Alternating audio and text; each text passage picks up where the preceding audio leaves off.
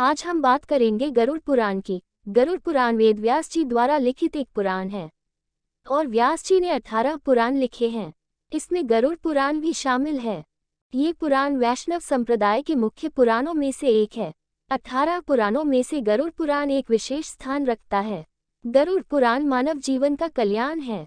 कहते हैं गरुड़ पुराण पढ़ने से व्यक्ति सारे सुखों को भोगता है। गरुड़ पुराण पढ़ने से व्यक्ति मोक्ष का भागीदार बनता है। गरुड़ पुराण को पढ़ने से आपकी आत्मा को ये ज्ञान मिलता है कि आपको कैसे कर्म करना चाहिए और कैसे कर्म नहीं करना चाहिए। गरुड़ पुराण पढ़ने से कहते हैं व्यक्ति मृत्यु के बाद भटकता नहीं और उसे सद्गति प्राप्त होती है। गरुड़ पुराण में बुरे कर्म करने पर मृत्यु के बाद आत्मा को मिलने वाली सजाओं का घोर वर्णन किया गया है। यदि आप गरुड़ पुराण में बताए गए कष्टों को भोगना नहीं चाहते हैं तो आपको अच्छे कर्म करने चाहिए। ये सब का वर्णन गरुड़ पुराण में विस्तार से बताया गया है।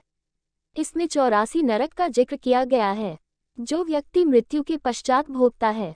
आइए इसे संक्षिप्त में समझते हैं। माया के कारण जीव के हृदय में घोर अंधकार भरा रहता है, अतः जीव माया बंधन की गांठें सुझाने में असक्षम सिद्ध होता है, जिसके लिए लंबी साधना करनी पड़ती है। भक्ति मार्ग में चलने से काम, क्रोध, लोभ, मोह और मात्सर्य के कीट पतंग जलकर भस्म हो जाते हैं। इसी ज्ञान द्वीप के प्रकाश में जब जीव को सहसा यह अनुभूति होती है कि वो स्वयं ब्रह्म है, वो सांसारिक बंधन से मुक्त हो जाता है।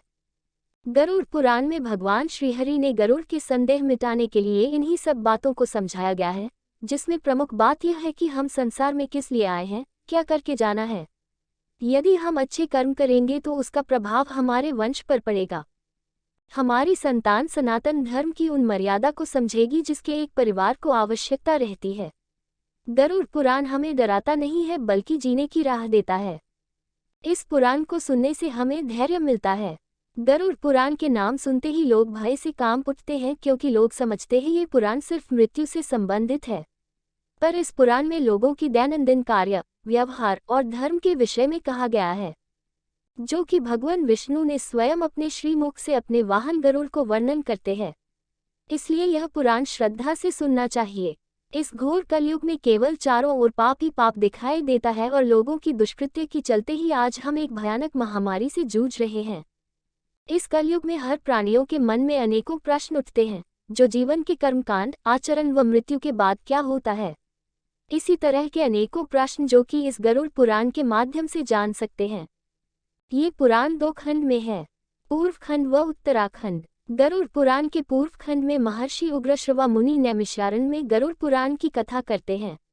इस पुराण में देवी देवताओं की पूजा, आचरण, दान, धर्म, सूर्य, चंद्र, वंश, हर मास में होने वाला व्रत का नियम, हर रोगों की निदान, औषधि का परिचय और ब्रह्म ज्ञान का संपूर्ण व्याख्या है।